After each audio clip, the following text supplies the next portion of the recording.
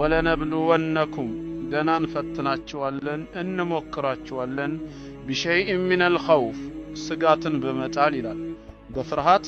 ስጋትን በመጣል እንፈትናችኋለን ወልጁዕ በድርቅም ቢሆን እንደዚሁ ረሃብ በአንድ አካባቢ ወይም በአንድ ከተማ ላይ እንዲከሰት በማድረግ የልባችሁን ጽናት እንፈትናለን ወነቅስ ሚነል አምዋል ከንብረትም በማጉደል ይላል ወይ ትከስራለህ አሊያም በእሳት አደጋ በሌላ መልክ ይጠፋል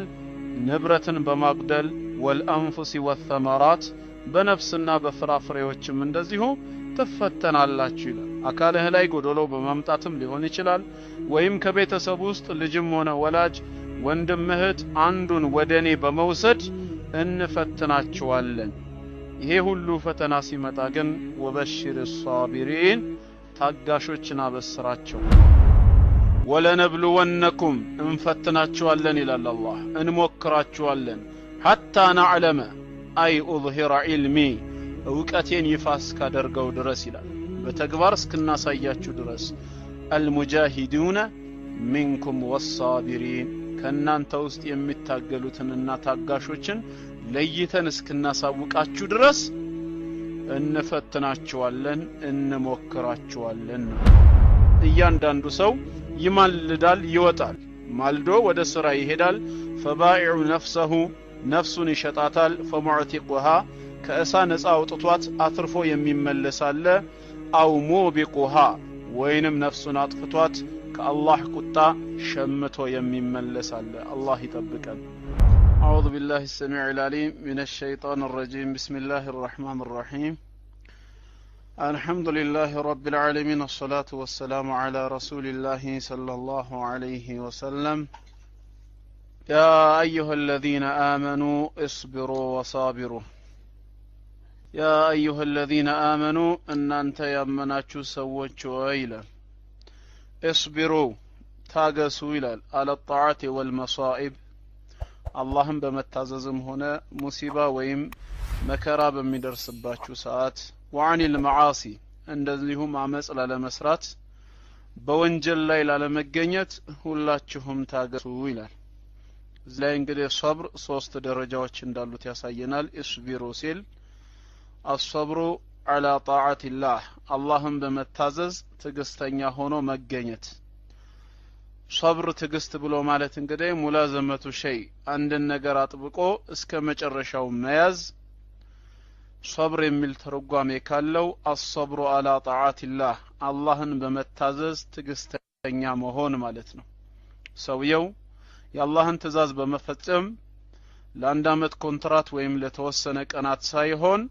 አላህ በህይወት እስካቆየው ጊዜ ድረስ ታዛዥነቱን በተግባር በማሳየት ለአላህ ታዛዥ በመሆን ሁሉ ጊዜ መዘውተር ሌላኛው የሰብር አካል ይሆናል ማለት ነው ሁለተኛው الصبر على معصية الله አላህን በማመጽ ረገድ ከወንጀል በመቆጠብ ከወንጀል በመራቅ ታጋሽ መሆን ሰብረኛ መሆን إن النفس لأمارة بالسوء የሰው ነፍስ መጥፎ ነገር እንዲተገብር ታዛዋለች ሰው በነፍስያው መጥፎ ነገር እንዲያደርግ ስሜቱ ትጎተጉተዋለች ነገር ግን ስሜቱን ተቆጣጥሮ ልጓሙን በደንብ አጥብቆ ወደ ወንጀል ላለመሄድ ማለት ነው ሁሉ ጊዜ አቋሙን ካጠናከረ ከወሰነ ሰውየው በአመጽ ላይ ሰብረኛ ሆኗል ማለት ነው ስለዚህም الصبر على معصية الله اللهم በማመጽ ረገድ ቁርጠኛ የሆነ አቋምን ማሳየት ሶስተኛው الصبر على اقدار الله በአላህ ውሳኔ ላይ ተስፋ ሳይቆርጡ አሁንም ትግስተኛ መሆን አምላካችን አላህ የሚወስናቸው ውሳኔዎች መጨረሻቸው ለኛ ኸይር ናቸው ፊት ለፊታቸው ቢታዩም አደጋ ቢሆኑ ሙሲባ ቢሆኑ አላህ ሊፈትነን ይህንን ያደርጋል ይህ ፈተና መሆኑን አውቆ መታገስ ትልቅ ሶብር ነው ስለዚህም ያ አዩሃ الذين آمنوا اصبروا ይላል እናንተ በእኔ ብቸኛ ጌትነት ያመናችሁ ምእመናን ባሮቼ ሆይ ሁላችሁም ታገሱ ወሳቢሩ አለ እንደዚሁም ደግሞ ይሄኛው ትግስት የትኛው ነው ከሃዲያኖችን በጦር ሜዳ ላይ ማለት ነው ጋሊቡሁም አሸንፏቸው فلا يكونوا أشد صبرا منكم በመታገል ረገድ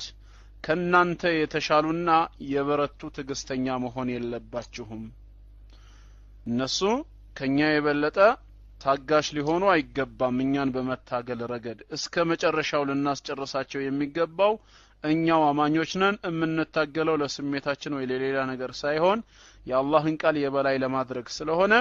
እስከ መጨረሻው ሰብረኛ ሁኑ ይላል አሁን የጀመርነው እንቅስቃሴ ራሱ እዚህ ውስጥ የሚካተት ይሆናል ማለት ነው ይሰማል አይደል ያ ጀማዓ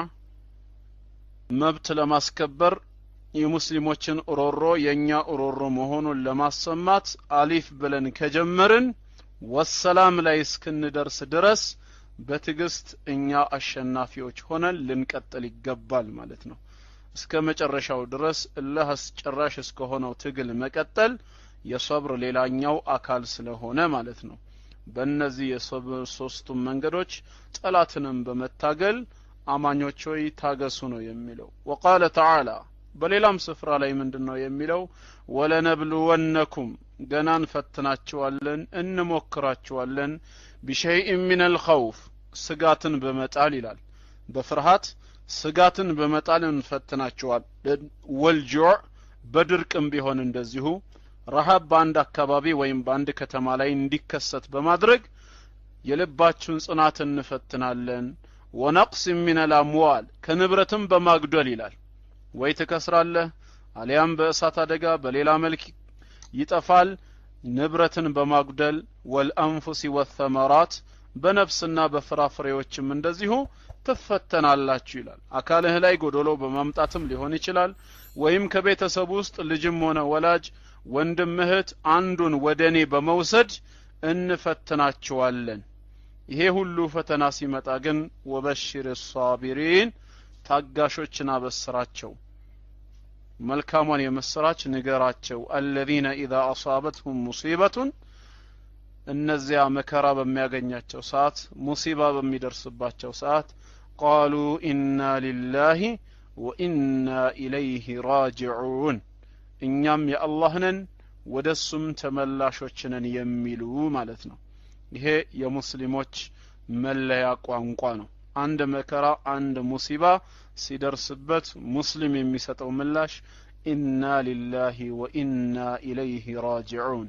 እኛ ሁላችንም የአላህ ነን ወደርሱም ተመላሾች ነን በማለት የምንሰጠው ሙስሊሞች ብቻ ነን እንዲህ የሚሉትን ታጋሾችና በስራቸው ነው የሚለው ሷቢሮች ታጋሾች አላህ ዘንድ የሚያገኙት ሽልማት አላህ ዘንድ የሚያገኙት ስጦታ ፈጽሞ ሊለካ እንደማይችል ሲገልጽ ምንድነው ያለው انما يوفى الصابرون اجرهم ታጋሾች ምንዳቸው የሚሰጣቸው አለ ምንዳቸው የሚሞላላቸው መነሻው በ10 እጥፍ ወይም በሰማት በቶ ሳይሆን بغير حساب ያለምንም ግምት ነው ይላል ያለምንም ግምት ለታጋሾች የተዘጋጀው ምንዳ ይህ ነው ይላል በዲን الاسلام ውስጥ ሁለት ነጥቦች አሉ ምንዳቸው በቁጥር ያልተሰፈረ ማለት ነው ማንኛውም ሐሰናት والحسنه بعشر امثالها ተብሏል በእስላም መነሻ እጥፍ ድርብ ሆኖ የሚመነዳው ሰውየው ኸይር ስራ ከሰራ ከ10 ይሆንና እስከ 700 ከዛም በላይ እንደ ሰውየው ንያ ነው እያደገ የሚሆደው ነገር ግን አላህ በሐዲስ القدس ላይ አንዱን ሲነጥለው ኢላ الصوم ብሏል ጾም ብቻ ሲቀር ነው ያለው ጾም ብቻ ሲቀር فانه لي وانا اجزي به እሱ ለኔ ነው እምመነዳው ምን ነኝ በቁጥር የማይለካ ምንዳ ነው ብሎታል እዚህ ጋር ደግሞ انما يوفى الصابرون اجرهم بغير حساب ታጋሾች ምንዳቸውን የሚያገኙት ያለ ግምት ነው ይላል የሷቢሮች ምንዳ እጅግ ከፍተኛ መሆኑን አላህ ይገልጽልናል ማለት ነው በሌላም አየት ታጋሽነትን ማሳየት ትግስተኛ መሆን የቁርጠኞች መለያ ባህሪ መሆኑንም አላህ ገልጾታል ወለመን صبر የታገሰ ሰውና ወغفر ይቅር ያለ በይቅርታ ያለፈ ሰው ان ذلك لمن عزم الامور እነዚህ ነገሮች ከቆራጥ ጉዳዮች ከቆራጥ ባልተቤቶች ናቸው ነው ለኔ ነው የሚለውን ዝርዝርልን ሁድ ኢላ الصوم ጾም ብቻ ሲቀር አምላካችን አላህ አደም ልጅ ምንዳው ለርሱ ነው ምንዳው ከ10 እስከ 700 እጥፍ ድርብ አድርጌ እከፍላለሁ ኢላ الصوم አለ ጾም ብቻ ሲቀር فإنه لي እርሱ ለኔ ነው አለ ለምንድነው አላህ ሌሎችም ዒባዳዎች የሱ ሆነው እያሉ የሚፈጸሙት ጾምን ነጥሎ ለኔ ብቻ ብሎ የተናገረው فإنه ترك شهوته ስሜቱን የምግብ ፍላጎቱን ሊአጅሊ ለኔ ብሎ ስለተወ ይላል ሌሎች ነገሮችን ምናልባት ሸም ይዞትም ሊያደርገው ይችላል ከሰው ተሰውሬ ሁሉ ጊዜ ማለት ነው ለደብቃቸው ቢል የማይችለው ይሆናል ሶላት አዛን በሚልበት ወቅት ጓደኛው ና መስጂድ እንሂድ ሊለው ይችላል ብር ካለው ዘካ በሚሰበሰብበት ሰዓት በግልጽ ሊጠየቅ ይችል ይሆናል ጾመኛ የሆነ አካል ግን ማን መጾም አለ መጾሙ ሳይታወቅ ከፈለገ ጾሙን ሊያጠፋ ይችላል ለሰዎች ጾመኛ መስሎ ጾሙን ሊያጠፋ ይችላል ተደብቆ መብላት ይችላል በሻወርም ይሁን በሽንት ቤት ወይም በሌላ ቦታ ሊጠጣ ምግብ ሊበላ ይችላል ይህንን ማድረግ እየቻለ እኔን ብቻ በሩቅ ፈርቶ በማድረጉ ጾም የኔ ነው ብሎ አላህ ከዒባዳዎች መካከል መነጠሉን ያሳየናል ማለት ነው ግልጽ ነው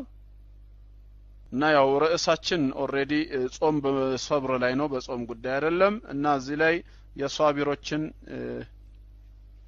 ደረጃ ያሳየናል አምላካችን አላህም ከታጋሾች ጋር ነው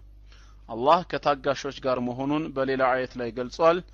استعينوا بالصبر والصلاة በትግስትና ሰላትን ወቅቱን ጠብቆ በመስገድ ላይ ሁላችሁም ተጋገዙ ይላል ተረዳዱ ان الله مع الصابرين አላህ ከታጋሾች ጋር ነውና ይላል አምላካችን አላህ ከታጋሾች ጋር ነው ሁሌም ሰላት በመስገድ እንደዚሁም ደግሞ በትግስት ላይ ተረዳዱ አደራ ተባባሉ ይላል ወለነብሉወነኩም እንፈትናችኋለን ይላል አላህ እንሞክራችኋለን حتى نعلم اي اظهر علمي እውቀቴን ይፋ እስካደርገው ድረስ ይላል በተግባር እስክናሳያችሁ ድረስ المجاهدون منكم والصابرين ከናንተ ውስጥ የሚታገሉትንና ታጋሾችን ለይተን እስክናሳውቃችሁ ድረስ እንፈትናችኋለን እንሞክራችኋለን ነው የሚለው እና والآيات في الأمر بالصبر وبيان فضله كثيرة معروفة ትግስትን በተመለከተ የትግስትን ደረጃ የሚገልጹ የቁርአን አንቀጾች እጅግ ብዙ ናቸው ሶብር ጥቅሙ ትልቅ ነው ማለት ነው ከነዚህም መካከል በሐዲስ ከተገለጹት وعن ابي مالك الحارث بن عاصم الاشعري رضي الله عنه قال قال رسول الله صلى الله عليه وسلم ነብያችን صلى الله عليه وسلم ኢማሙ ሙስሊም በዘገበው የሐዲስ ሰንሰለት ላይ ምን ይላሉ الطهور شطر الايمان አሉ ንጽህና የኢማን ግማሽ ነው አሉ ንጽህና ወደ ኢማን ግማሽ የሚደርስ ነው ንጹህነት የሙስሊሞች መለያ ባህሪ ነው ወልሐምዱሊላህ ተምለኡል ሚዛን አልሐምዱሊላህ ብሎ አላህን ከልብ ማመስገን በኸይር ስራ ሚዛን ላይ የሚሞላ ነው ወሱብሃንአላህ ሱብሃንአላህ ወልሐምዱሊላህ ማለት ደግሞ ማለት ነው አላህ ከጎዶሎ ባህሪያት ሁሉ ፍጹም የጠራ ነው ምስጋና የሚገሚሱ ብቻ ነው የሚለው የዚክር ቃላቶች ተምለኡ ማ በይነ السماوات والارض በሰማያትና በምድር ያለውን ሁሉ በመሙላት ሚዛን የሚደፉ ናቸው ወሰላቱ ኑሩን ሶላት ለሰጋጁ ብርሃን ነው ነገ የውመል ቂያማ ወሰደቀቱ ቡርሃኑን ሰደቃ ምጽዋት ማውጣቱ ደግሞ ለግለሰቡ ኢማን ለመኖሩ በቂ ማስረጃ ነው ወሰብሩ ዲያኡን እንደዚሁም ወጋገን ነው ትግስት አሉ ትግስት ለሰውየው ወጋገኑ ነው ወልቁርአን ቁርአን ደግሞ ማንበብህና በቁርአን ህግ መኖርህ ሁጀቱ ለክ ነገ የውመል ቂያማ ለአንተ ቋሚ ማስረጃ ነው ተከላካይ ሽማግሌ ነው ካልሆነም ካላነበብከውና ካልሰራህበት አው አለይክ ባንተ ላይ ማስረጃ ይሆንብሃል ነው ኩሉ الناس يغدو እያንዳንዱ ሰው ይማልዳል ይወጣል ማልዶ ወደ ስራ ይሄዳል فبائع نفسه ነፍሱን ይሸጣታል فمعتقها ከእሳ ነፃ አውጥቷት አትርፎ የሚመለሳለ አው ሙቢቁها ወይንም ነፍሱን አጥፍቷት ከአላህ ቁጣ ሸምቶ የሚመለሳለ አላህ ይጠብቀን ሶብር እዚህ ላይ እንግዲህ ወጋገን መሆኑ ተጠቅሷል ማለት ነው እና ትግስትን የመሰለ ምንም ነገር የለም وعن ابي يحيى صهيب ابن سنان رضي الله عنه قال قال رسول الله صلى الله عليه وسلم ነቢያችን አለይሂ ሰላቱ ወሰላም ሲናገሩ ምን ይላሉ? አጀበን ሊአምሪል ሙእሚን የሙእሚን ነገር እጅግ ይደንቃል አሉ። የሙእሚን ነገር እጅግ ይገርማል። ኢነ አምረሁ ኩለሁ ለሁ ኸይር ነገሩ ጉዳዩ በጠቅላላ ለርሱ መልካም ነው የሚሆንለት። ወለይሰ ዛሊከ ሊአሐድን ኢላ ሊልሙእሚን ይሄ ደግሞ ለማንም የለም አላህን ላመነ ሙእሚን ካልሆነ በስተቀር የሙእሚን ነገር ሁሉ ነገሩ ለሱ ኸይር ነው አሉ። ይህንንም ሲያብራሩት ምን ብለው ነው የገለጹት? ኢን አሳበትሁ ሰራኡን አንድ የሚያስደስት መልካም ነገር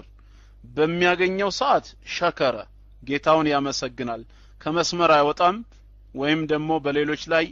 አይንቦጣረቅም። ከመስመር አይወጣም፣ አላህን ያመሰግናል። ፈካነ ኸይረን ለህ አላህን በማመስገኑ መልካም ይሆንለታል። ወኢን አሳበትሁ ضራ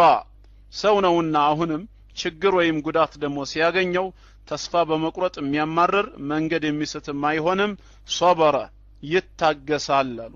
ፈካነ ኸይረን ለህ ይህም ለሱ ምን ይሆንለታል? መልካም ይሆንለታል አሉ። ስለዚህ በመከራ ሰዓት ትዕግስት ማድረግ መልካምነቱን የሚገልጽ ነው ማለት ነው። እና ሁላችንም በሶብር ላይ ልንተጋገዝ ልንተባበር ይገባናል። እስኪ አንድ ሰፊ ሐዲስ አለ እዚህ ላይ እሱን ላንብብላችሁ። እንግዲህ ከዚህ በፊት ተገልጿል በኢማን ላይ ትዕግስት ማድረግ ምንኛ ወሳኝነት እንደሆነ የሚገልጽ ነው። وعن صهيب رضي الله عنه أن رسول الله صلى الله عليه وسلم قال ነቢያችን አለይሂ ሰላቱ ወሰላም እንዲህ አሉ። ሁላችሁም አድምጡ። እንግዲህ ካነ መሊኩም ፊ መን ካነ ቀብለኩም ከበፊታችሁ ከነበሩት ንጉሶች መካከል አንዱ ነበር አሉ። ወካነ ለሁ ሳሒሩን ደጋሚ ነበረው ይሄ ንጉስ። ፈለማ ከቢረ ይሄ ደጋሚ ማለት ነው እድሜው ባረጀ ሰዓት ቃለ ሊልመሊኪ ለንጉሱ ምን አለው? ኢኒ ቀድ ከቢርቱ ይኸው እንደምታየው አርጅቻለሁ አለ። እድሜ እየገፋ ስለመጣ ፈበዓት ኢለየ ጉላመን ወደኔ አንድ ወጣት ልጅ ላክልኝ። ኡዓሊሙሁ ሲሕራ በኔ ቦታ በምትኬ ሊያገለግል የሚችል ድግምትን የማስተምረው ወጣት ልጅ ወደኔ ላክልኝ አለው። ፈበዓተ ኢለይሂ ጉላመን ዩዓሊሙሁ እንዲያስተምረውም አንድ ወጣት ልጅ ወደሱ ተላከለት ተሰጠው። ታዳ ይሄ ወጣት ልጅ ወካነ ፊ ጠሪቂሂ ኢዛ ሰለከ ራሂቡን ወደዚህ ወደ ንጉሱ ቤት ማለት ነው ወዳረጀው ድግምተኛ መጥቶ ትምህርትን ድግምትን ለመማር በሚሄድበት ሰዓት አንድ ባህታዊ በኢሳ አለይሂ ሰላም ዲን ላይ ያለ ሰውን ያገኘው ነበር በመንገድ ማለት ነው። فقعد إليه وسمع كلامه فعجبه የተወሰነ እሱ ጋር ይቀመጣል። ንግግሩን ጸሎቱን ሲሰማ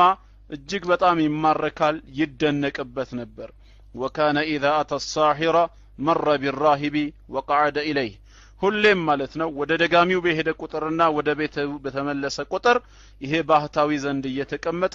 ትምህርትን ይቀስም ነበር። فإذا أتى الساحر ضربه ታዳ በዚህ ምክንያት ሰዓት ስለሚያረፍድ ደጋሚው ዘንድ ሲመጣ የታረፈድክ የትቆየህ እያለ ይመታው ነበር። فشكى ذلك إلى الراهب ይህንን ነገር ወደ ባህታዊው ስሞታ አቀረበ። ያንተን ትምህርት ትቼ ማለት ነው ዱላውን ፈርቼ ያንተን ትምህርት ትቼ መሄድ አልችልም። ትምህርት አግኝቼ ሲሄድ የትቆየህ እያለ ይመታኛል ብሎ ስሞታ ሲያቀርብ መፍትሄ ፈልጎ ማለት ነው። فقال ይህ ባህታዊ ምን አለው? إذا خشيت الساحر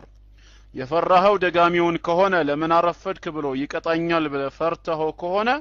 فقل حبسني أهلي ቤተሰቦቼ ስራ በመስጠት ትንሽ አዘግይተውኝ ነው አቆይተውኝ ነው ብለህ ምላሽን ስጥ። وإذا خشيت أهلك ቤተሰቦችህን ደግሞ ፈርተህ ከሆነስ ስትመለስ ማለት ነው እኔው ጋር ተመረ ስትሄድ የት ነበርክ እስካሁን ብለው አንድ ነገር ያረጉኛል ብለህ ፈርተህ ከሆነ فقل حبسني الساحر ደጋሚው አቆየኝ በማለት መላምትን ፍጠር አለው። እንግዲህ ይሄ ሐዲስ ለኛ ምን ያስተምረናል ማለት ነው? ሰው የራሱን ዲን በመማር ረገድ ለአኺራ የሚጠቅመውን ነገር በማወቅ ረገድ እንቅፋት የሆኑበት ነገሮች ፊትለፊቱ ካጋጠሙት እነዛን እንቅፋቶች ማለት ነው ሌላ መውጫ መንገድ አጥቶ በእንደዚህ አይነት መንገድ ብቻ መትረፍ የሚችል ከሆነ ሸሪዓው የሚፈቅድለት መሆኑን ያሳየናል ማለት ነው። ያንን የአላህን ሸሪዓ ለመተግበር የአላህን ሸሪዓ ለመማር ይሄን መንገድ እንደ መፍትሄ አድርጎ መጠቀም እግረ መንገድ ሐዲሱ ያስረዳናል ማለት ነው فبينما هو على ذلك ታዲያ ይሄ ወጣት ልጅ በዚሁ መሃል እያለ اذا اتى على دابة عظيمة قد حبست الناس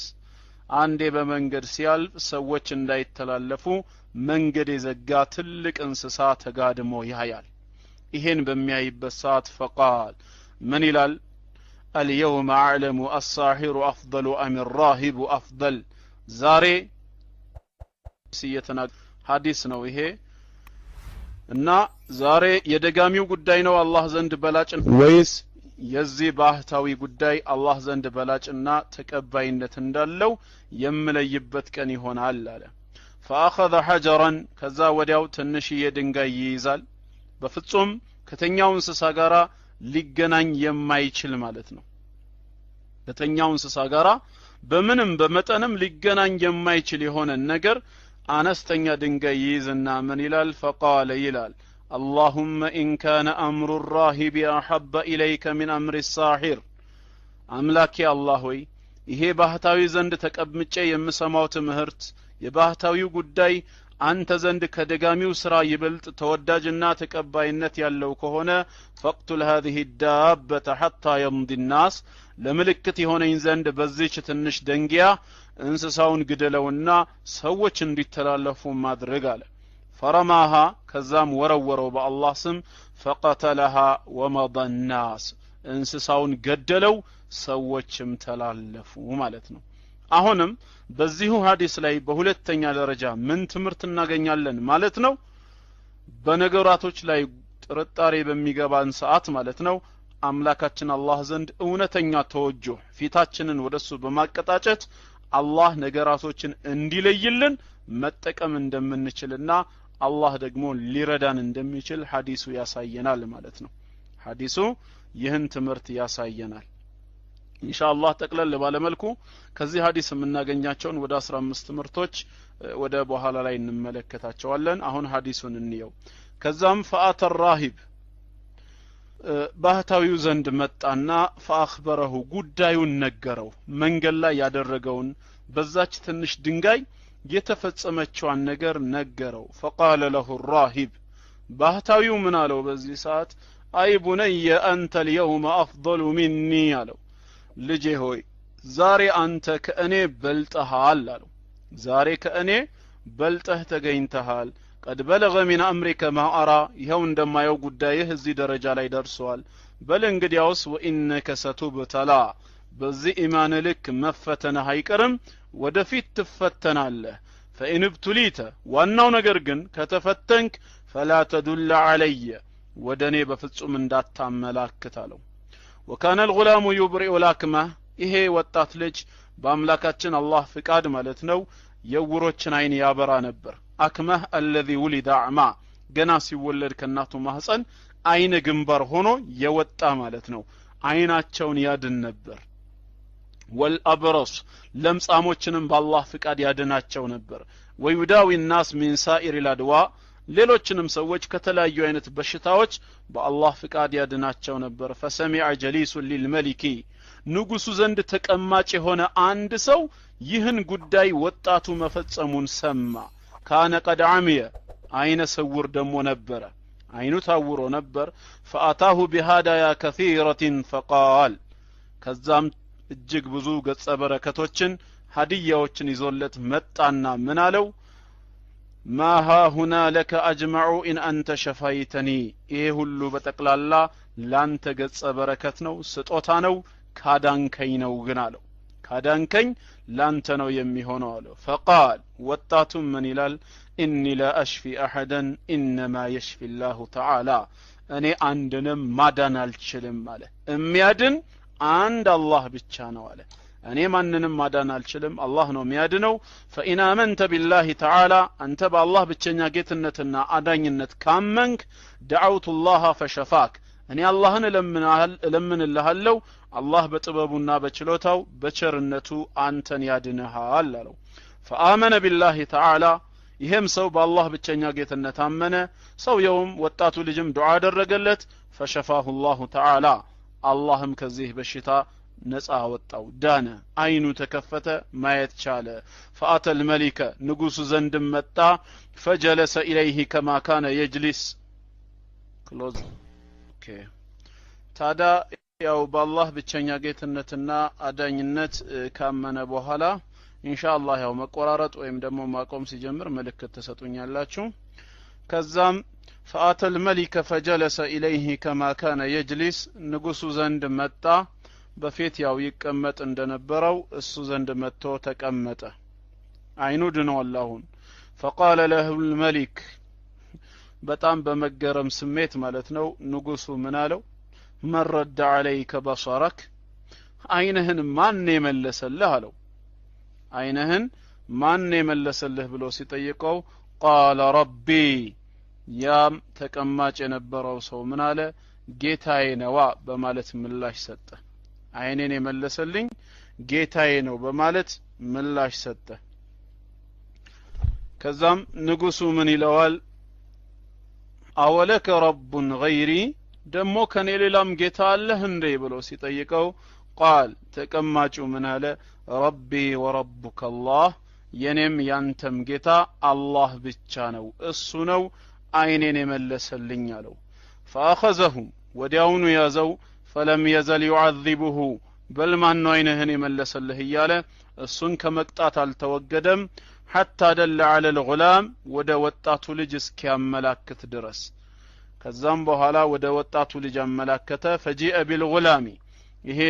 ድግምት እንዲማር የተመረጠው ወጣቱ ልጅ መጣ فقال له الملك ንጉሱም ምን አለው አይ ቡነየ ልጄ ሆይ قد بلغ من سحرك ما تبرئ الأكمه والأبرص ይሄ ድግምትህ የውሮችን አይን እስከማዳን ለምጻምን እስከማንጻት وتفعل እንዲ ተአምራቶችንም እስከማድረግ ደረጃ ደርሳል እንግዲያውስ ምንድነው ሲለው فقال من على اني لا اشفي احد እኔ ማንንም አላድንም انما يشفي الله تعالى የሚያድን አላህ ብቻ ነው ብሎ ምላሽን ሰጠው فاخذه فلم يزل يعذبه እሱንም ያዘው ከመቅጣት ወደ ኋላ አላለም ማን ነው ይሄን ትምርት ያስተማረህ ብሎ ሲጠይቀው حتى دل على الراهب ወደዛ ወደ መጀመሪያው ባህታዊ እስከ መጠቆም ደረጃ እስኪጠቁም ድረስ ይቀጣው ነበር መጨረሻ ላይ ወደ ባህታዊው ጠቆመ فجاء بالراهب فقيل له ያ በትክክለኛው የኢሳ ዲን ላይ የነበረው ባህታዊ ተጠራና ተመለስ ارجع عن دينك ከዚህ ከያስከው እምነትህ ተመለስ ተባለ فابى እምቢ አለ እምነቴን እንኳን ይዤ እሞታለሁ እንጂ በፍጹም እምቢ አለ فدعا بالمنشار መጋዝ ተመጣ فوضع المنشار في مفرق رأسه محل أناتو لا يتدرجبت فشقه جزجزو حتى وقع شقاه عند قنو ودكين ليلا قنو ودقراهدو اسكيورك درس لالله دين بلو رسوله لتتكفله ثم جاء بجليس الملك فقيل له كزام ينقص تكماج ينبرو السم تترانا تباله ارجع عن دينك ከዚህ ሃይማኖትህ ተመለስ ተባለ فابى እሱም እምቢ አለ እውነት ተገልጾልኛል ሐቅን አይቻለው እሞታለሁ እንጂ ከእምነቴማ እንዴት እመለሳለሁ فوضع المنشار في مفرق رأسه فشقه به حتى وقع شقاه እሱም መሐላናቱ ተገዘገዘ አንድ ግማሽ አካሉ ወደ ቀኝ ሌላው ደግሞ ወደ ግራ እስኪወድቅ ድረስ ማለት ነው ثم جاء بالغلام የመጨረሻም ትንሹ ወጣቱ ልጅ ተጠራና فقيل له ارجع عن دينك እሱም ከሃይማኖትህ ተመለስ ተባለ فابى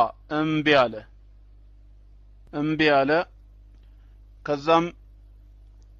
فدفعه الى نفر من اصحابه ودبال دربوچو አሳልፎ ሰጠውና فقال من على اذهبوا به الى جبل كذا وكذا መቼም ልጅ ነውና የሆነ የሚያስፈራ ነገር ሲመለከት ሊመለስ ስለሚችል እንደዚህ ተብሎ ወደሚጠራ ተራራ ይዛችሁት ውጡና فصعدوا به الجبل የተራራው ጫፍ ላይ ድረስ ውጡ ከዛም فاذا بلغتم ذروته ጫፉ ላይ በደረሳችሁ ሰዓት ማለት ነው فإن رجع عن دينه እሺ በቃ መለሳለሁ ካለ ይዛችሁት ትመጣላችሁ ወኢላ እምቢ ካለ فطرحوه ወደ ገደሉ ወርውሩት ጣሉት በማለት ትእዛዝ ሰጣቸው فذهبوا به فصعدوا به الجبل ይዘውት ሄዱ ወደ ተራራውም ወጡ ልክ ጫፍ አካባቢ ላይ ሲደርሱ فقال ይህ ወጣት ልጅ ምን አለ በፊት ከሱ ጋር የነበረው አላህ አሁንም ከሱ ጋር እንዳለ ይርሐሙከላህ አሁንም ከሱ ጋር እንዳለና እንደማይለየው ስላወቀ اللهم اكفينهم بما شئت الله ሆይ ይርሐሙከላህ አንተ በሻኸው መልኩ እነሱን ብቃኝ እነሱን ተከላከልልኝ በማለት ዱዓ አደረገ فرجف بهم الجبل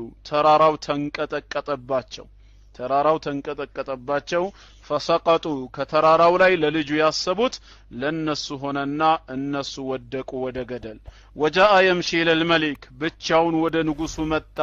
فقال له الملك በመደንገጥ ስሜት ንጉሱ ምን አለው ما فعل اصحابك ባልደረቦችህ ምን ሆኑ ብሎ ሲጠይቀው فقال كفانهم الله تعالى እነሱንማ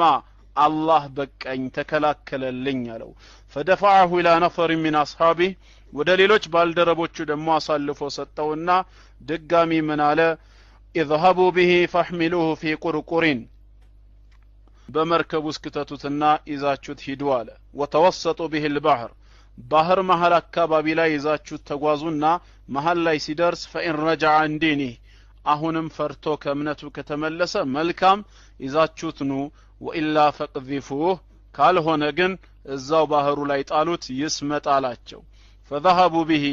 ከዛም ይዘውት ሄዱ فقال من عليه ወጣት اللهم اكفينهم بما شئت الله ሆይ አሁንም አንተ በመትፈልገው መልኩ ከነሱ አደጋ አንተው ሁነኝ ጠብቀኝ በማለት ዱዓ አደረገ فانكفأت بهم السفينة مركبቱ አረገረገችባቸው فغرقوا ሁሉም ሰመጡ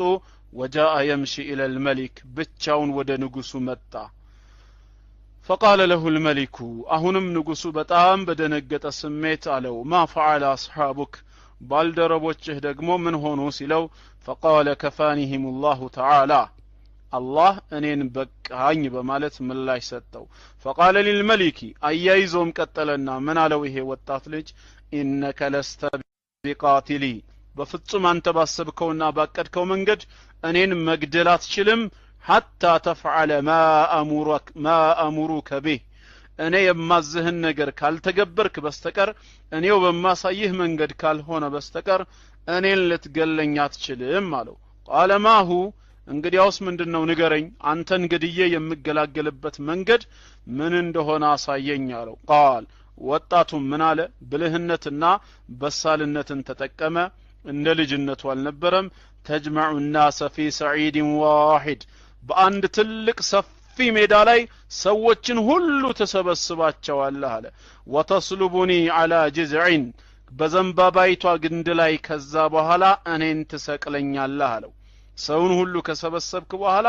ትሰቅለኛለህ ثم خذ سهما من كنانتي ተመልከቱ እዚህ ጋር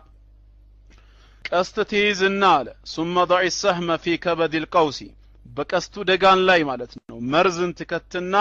ثم قل ከዛም ትላለህ بسم الله رب الغلام በአላህ ስም በዚህ ልጅ ጌታ ትልና ثم ارميني ከዛም ወርውርብኝ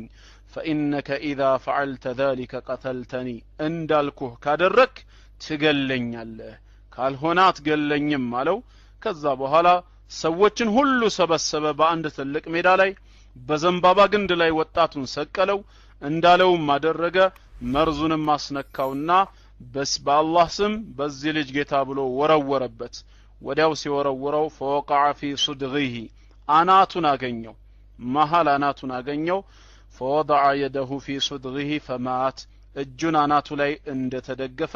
አንገቱን ወደ ቀኝ ያቀረቀረ ሆኖ ሩህ ወጣ ሞተ ማለት ነው በአላህ ስም ብሎ ሲወረውር ማለት ነው فقال الناس ያን ሁሉ ክስተት የተመለከቱ ህዝቦች ሁሉ ምን አሉ آمنا برب الغلام በዚህ ልጅ ጌታኛም አምነናል አሉ ራሱን መስዋዕት አድርጎ ብዙዎቹን አተረፈ ማለት ነው ከዛም በኋላ ሁሉም አምነናል አሉ فأتي الملك فقيل له ንጉሱ ዘንድ ዜና ተነገረው ተመጣና አራአይተ ማ ኩንተ ተحذሩ አረተፈራው የነበረው ነገር ምን እንደተከሰተ አልሰማህም እንዴ ቀድ والله نزل بك حذرك ያ የምትፈራው የምትጠነቀቀው ነገር ይኸው ሰፈረብህ ቀድ آمن الناس ሰዎች ሁሉ አመኑ አለ ሰዎች ሁሉ አመኑ فأمر بالخدود بأفواه السكك فخدت ከዛም ጉድጓድ እንዲቆፈር አዘዘ ጉድጓዱ ላይ ማለት ነው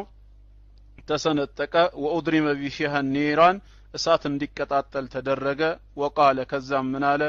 መለም يرجع عن دينه فاقحموه فيها ከእምነቱ የማይመለሰው እዚሁ እሳት ውስጥ ከተቱት ይቃጠል አለ ከዛም በኋላ ሰዎች አንመለስም ይያሉ እየተቃጠሉ حتى جاءت امرأة ومعها صبي لها عند سيت درسات تراوا ህፃን ልጇን ተሸክማ ጡት ያልጣለ ህፃን ይዛ ነበር ከዛም በኋላ ፈራች ወደ ኋላም ማፈግፈግ ጀመረች ህፃን ልጇንም ይዛለች እንዴት ትሁን فقال لها الغلام ህፃኑ ልጅ አምላካችን አላህ የመናገር ችሎታ ሰጠውና ምን አለ ያ ኡማህ اصبري فإنك على الحق እናቴ ሆይ صبر እዚህ ጋር ታገሺ አንቺ ያለሽው በሐቅ መንገድ ላይ ብሎ እናቱን አጽናናት ማለት ነው እና ረዋሁ ሙስሊም ታሪኩ ይሄንን ይመስላል ከዚህ ታሪክ ምንድነው እኛ የምንወስደው ቁም ነገር ከታሪኩ የምንማረው ምንድነው ከዚህ ታሪክ ብዙ የምንማራቸው ቁም ነገሮች አሉ ከነዚህ ቁም ነገሮች መካከል አንደኛ ኩሉ መውሉድን ይውለዱ على الفطره ማንንም ሰው በተፈጥሮ ንጽህና የኢስላምን መንገድ እንዲቀበል ህሊናው የተዘጋጀ ሆኖ እንደሚወለድ አንደኛ ትምህርት እናገኛለን فاقتضت الفطرة السليمة أن تكون مع الحق والخير دائما ስለዚህም የሰው ተፈጥሯዊ ንጽህናው ተፈጥሯዊ ማንነቱ ሁሌም ከሐቅና ከኸይር ነገር ጋር እንዲያዘነብል ይዳርጋዋል ማለት ነው ይሄንንም ልጅ የባህታዊን ጉዳይ በሚሰማ ሰዓት ከደጋሚው ይልቅ ይበልጥ ይመስጣውና ያሳመነው እንደነበረ ማለት ነው ስንረዳ ከሐዲሱ ላይ የሰው ተፈጥሮ ሐቅ ላይ ሆኖ መፈጠሩን የሚያሳይ ይሆናል ማለት ነው አንደኛ ይህንን ትምህርት እንወስዳለን ማንንም ሰው በተፈጥሮ ማለት ነው ከአዳም የወረሰው ኃጢያት ኑሮ ኃጢያተኛ ሆኖ ወደ ሸር ያዘነበለ ሆኖ የሚፈጠር ሳይሆን ሐቅን ለመቀበል የተዘጋጀ አእምሮ ኖሮት የሚፈጠር መሆኑን እንረዳለን ሁለተኛውስ የምንወስደው ቁም ነገር ምንድነው لا بأس بالكذب للنجاة من كيد الكافرين عند الضرورة ፍጹም አስገዳጅ ሆኖ ሌላ አማራጭ በሌለበት መልኩ ከካሃዲዎች ተንኮልና ሴራ ከነሱ አደጋ ለመትረፍ ተብሎ የመጨረሻው አማራጭ እምነታችንን ለመጠበቅ ውሸት መናገር ከሆነ ውሸት መናገር በዚህ ሁኔታ ላይ የተፈቀደ መሆኑን እንረዳለን ማለት ነው በሌላ መልኩ ከሆነ ኢያኩም ወልከዚብ ውሸትን አደራ ተጠንቀቁ فإن الكذب يهدي إلى الفجور ውሸትን መናገር ወደ አመጽ ያመራል وإن الفجور يهدي إلى النار የአመጽ ደሞ ፍጻሜው ወደ እሳት ያመራል ብለው ነብያችን ሰለላሁ ዐለይሂ ወሰለም አስጠንቅቀዋል አላህም ወኩኑ مع الصادقين ያለው ከእውነተኞች ጋር ሆኖ ነው የሚለው ውሸት በእስላም አይደገፍም ይህ አይነት አጣብቂኝ ውስጥ የገባ ሰው ግን ለዲኑ ክብር ሲል ያለው መውጫ ቀዳዳ መንገድ ይሄ ብቻ ሆኖ ከተገኘ መዋሸት እንደሚቻል ሸሪዓችን ያስተምረናል ማለት ነው ሶስተኛ ደግሞ ማለት ነው ሶስተኛ علم الغلام بفطرته أن الحق مع الراهب የዚህ የወጣት ልጅ ዕውቀት በተፈጥሯዊ አእምሮው ሐቅ ከባህታዊው ጋር መኖሩን መረዳት እንችላለን ማለት ነው ولكن أراد أن يقيم الحجة ያ ከመሆኑ ጋር ይበልጥ አይነ اليقين በአይኑ አይቶ እንዲያረጋግጥ ማስረጃን ለማቆም ስለፈለገ ኢብራሂም አለይሂ ሰላም ለካ አላህን ሙታንን ስታስነሳ እንዴት እንደምታስነሳ አሳየኝ እንዳለው እሱም ያው በህዝቦቹ ላይ ከልክሏቸው ለነበረው እንስሳ ያደረገውን ተአምር እናያለን እኛም ኢማናችን እንዲጨምር አላህ ነገራቶችን እንዲያሳየን ዱዓ ማድረግ እንዳለብን ያስተምረናል ማለት ነው ዱዓ ማድረግ ሸክን ወይም ጥርጣሬን ለማስወገድ በእርግጠኝነት ለመታደስ በዚህ መልክ መጓዝ ከወጣቱ እንማራለን አራተኛ ደግሞ ኢማጣቱል አዛ አን الطريق የሚያስቸግርን ነገር ከመንገድ እግረ መንገድ ማስወገድም በእስላም የተወደደ መሆኑን በዚሁ ሐዲስ ላይ እንማራለን وتخليص الناس من كرب وقعوا فيه من كرب وقعوا فيه ሰዎች ከወደቁበት ጭንቀት ሰዎች ከወደቁበት ችግርም አቅም በቻለ መጠን መርዳትና ችግራቸውን መካፈል የኢስላም ባህሪ መሆኑን እንረዳለን መሽሩዑን ወመጥሉብ يؤجر المسلم عليه ሃይማኖታዊ ድንጋጌ ያለው በሸሪዓችን የሚፈለግ ተግባሪው አካል የሚመነዳበት ተግባር ነው ሐዲሱ ላይ እንደምናየው ነብያችን ሰለላሁ ዐለይሂ ወሰለም የኢማኑም ዝቅተኛውም አካል ኢማጣቱል አዛ አን الطريق ብለዋል ሰውን የሚያስቸግር ነገር ከመንገድ ማስወገድ ብለው በሐዲሳቸው መክረውናል የሙዝ ልጣጭም ይሁን ብርቱካን ወይም አንተ በመትጓዝበት መንገድ ካገኘ አንተ ተጠንቅቀ ብታልፈም ካንተ በኋላ የሚመጣ ወንድም ወይ እህት ተንሸራተው ሊወድቁበት ሊጎዱ ስለሚችሉ ያንን አንስተህ ወደ ቆሻሻ መጣያ ገንዳ አለበዛም ጉድጓድ ውስጥ ቱቦ ላይ መጣሉ በራሱ አጅር እንደሚያሰጥ ከዚህ ሐዲስ ላይ የምንወስደው ቁም ነገር ነው ማለት ነው አጅርንም ያሰጠናል አምስተኛ المؤمن الصادق እውነተኛ ሙእሚን ምን አይነት ሰው እንደሆነ ምግረ መንገድ እንረዳለን እውነተኛ ሙእሚን ማለት هو الذي ينسب فعل الكرامات الى الله وليس الى نفسه አላህ ለሱ ክብር ለሱ ከራማ ብሎ የሚያደርግላቸውን ተአምራቶች ወደ ነፍስያው አስጠግቶ እኛ ኮነን እንዲያደርግነህ እኛ የሰራልንህ ነው በማለት የነዚህን ነገሮች ወደ ራሱ ሳያስጠጋ ወደ አላህ የሚያስጠጋ መሆኑን እንማራለን ይሄ ወጣት ልጅ ካዳንከኝ ይሄንን ሁሉ ገጸ በረከት ይዤልህ መጥቻለሁ ሲለው አይ የሚያድን አላህ ነው እያለ እሱ ሰበብያ ቢሆንም እውነተኛውን አዳኝ አላህን ሲገልጽ የአላህን ክብር ሽቶ ሲያስተምር በዚህ ሐዲስ ላይ እኛም ይሄንን ማድረግ እንዳለብን ይገልጽልናል ማለት ነው ባንቺ ወይ ባንተ ዱዓ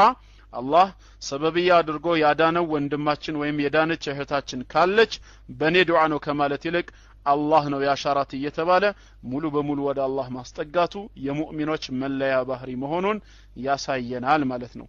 ስድስተኛ በዚህ ሐዲስ ላይ ምን እንማራለን الاعتراف بالفضل ولو الى غلام صغير የፈለገ ህፃን ልጅ ቢሆን በእድሜው ወይም በማንነቱ ከኛ ያነሰ ቢሆን እንኳን ግን አላህ እሱን ያበለጠው ከሆነ ብልጫን መቀበል እንዳለብን ማመንና ዕውቅና መስጠት እንዳለብን በዚህ ሐዲስ እንረዳለን ያ ባህታዊ ረጅም ዘመን አላህን ዓቢድ የነበረው ሰው ኋላ ላይ ወጣቱ የተፈጸመለትን ተአምራት ሲያይ አይ ቡነየ አንተ اليوم افضل مني ዛሬ አንተ ከኔ በልጣሃል በማለት ዕውቅና ሰጥቶታል ትላንት መተህ እንዴት አንተ ከኛ ትሻላለህ ብሎ አላባረረውም ስለዚህም እኛም በድም የሚያሱን ሰዎች ግን የአላህን ቃል በማወቅ ረገድ የአላህን ቃል በማሐፈዝ ከኛ ተሽለው ከተገኙ ዕውቅና ልንሰጣቸው ልናምን ይገባናል በላጭነታቸውን ማለት ነው ይሄም ከሐዲሱ የምንወስደው ቁም ነገር ነው ማለት ነው ሰባተኛ ደግሞ ኩሉ መን አመረ ቢልማዕሩፍ ወነሃ ዐኒል ሙንከር ወሰደዐ ቢልሐቅ በመልካም ያዘዘ ሰዎችን በመጥፎ የከለከለ በሐቅ ነገር ላይ ቀጥ ያለ ሰው ላቡደ ሚን አን ይብተላ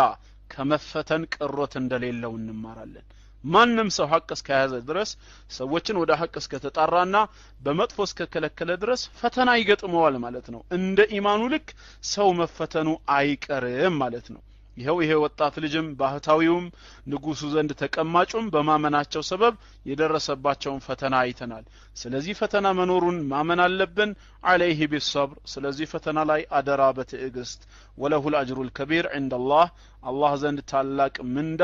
ስላለው ማለት ነው ከዚህ አንፃር ትዕግስትን እግረ መንገድ ፈተና መኖሩን አውቆ እንማርበታለን ስምንተኛ ደግሞ كل من اخطأ في تعبيره لا يترك في خطئه አንድ ሰው በንያው በሐሳቡ ማስተላለፍ የሚፈልገው መልእክት ሐቅ ሆኖ እንኳን እያለ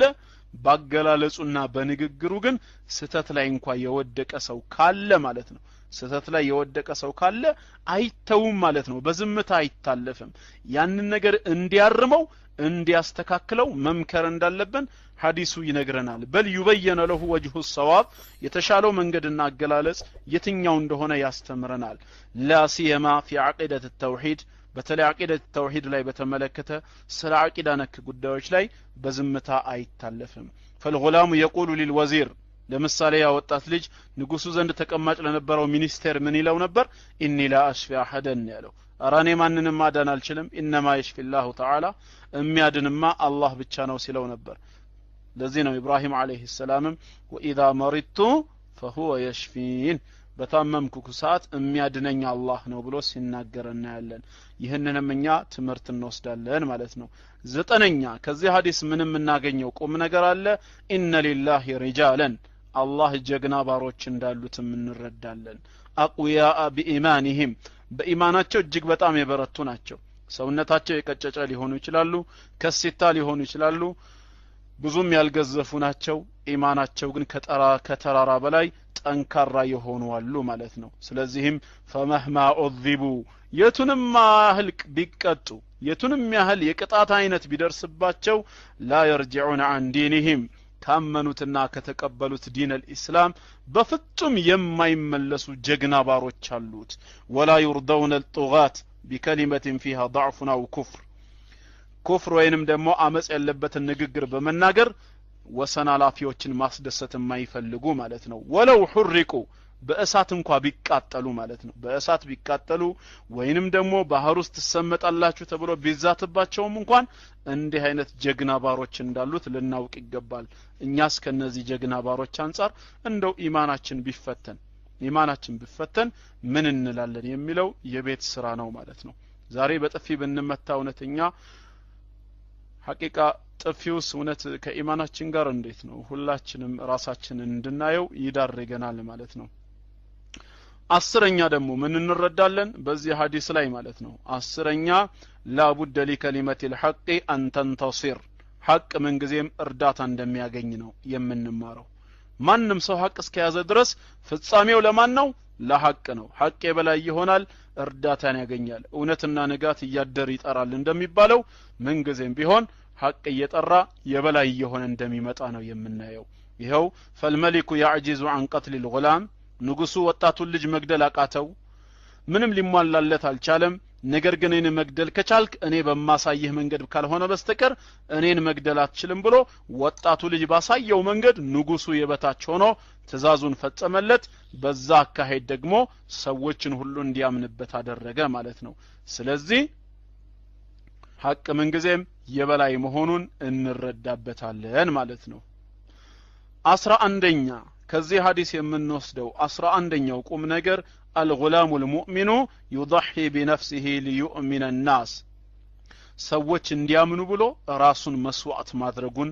ትምህርት እንወስድበታለን። وهذا شأن المؤمنين المخلصين ይሄ ለአላህ ብቻ አጥርተው አላህን የሚያመልኩ የሙእሚኖች ባህሪ ነው። ሁሉም يسعون لإنقاذ أمتهم ኡማውን ለማዳን ኡማውን ለማንቃት ራሳቸውን መስዋዕት የሚያደርጉ የሚለፉ ናቸው። ወለው አዳ ذلك الى استشهادهم እነሱን ሰማዕት እስከ ማድረግ ደረጃ እንኳን ቢደርስ ራሳቸውን ሰማዕት አድርገው ራሳቸውን አጥፍተው ህዝቡን ግን ማትረፍ የሚፈልጉ ናቸው። فهم الى الجنه ذاهبون ያው የሚሄዱት ወደ ጀነት ነውና ولا تحسبن الذين قتلوا في سبيل الله اموات بالله መንገድ የሚገደሉ ባሮችን ሙታን ብለህ አትጥራቸው። በላህያኡን عند ربهم يرزقون ጌታቸው ዘንድ ህያዋን ናቸው ሲሳይን ይመገባሉ ስላለ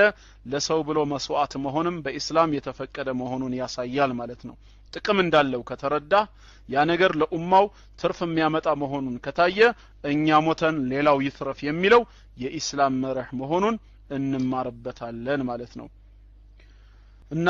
ይሄንን ነገሮች ሁሉ ነው የምንረዳው። በ12ኛ ደረጃ ምን እንማራለን? መሲሩል ሙእሚኒን ኢለል ጀና የሙእሚኖች ጉዞ ፍጻሜያቸው ወደ ጀነት ሲሆን ከሞት በኋላ ወመሲሩል ኩፋር የካህዲያኖች ግን ፍጻሜያቸው ጀሃነም ነው የሚሆነው። በዱንያም ቅጣት ስቃይ ሊደርስባቸው ይችላል፣ በአኺራም ደግሞ ጀሃነም እሳት ነው። አላህ ከእሳት ይጠብቀን። ሐዲሱ ከዚህም የበለጠ ሰፊ ቁም ነገሮችን ያስተምረናል። ያው ሁሉም መልእክታቸው እንግዲህ ሰብር ነው እና ሰብርን በተመለከተ ይህንን ይመስላል። جزاكم الله ወንድሞች جعلني الله وإياكم من الذين يستمعون القول فيتبعون أحسنه. اللهم أرنا الحق حقا وارزقنا اتباعه وأرنا الباطل باطلا وارزقنا اجتنابهم. اللهم انصر المسلمين في كل مكان، اللهم انصر المجاهدين في كل مكان، اللهم انصرهم على عدوهم وامكر لهم ولا تمكر عليهم برحمتك أرحم الراحمين. اللهم دمر اليهود ومن تبعهم من النصارى والمستشرقين.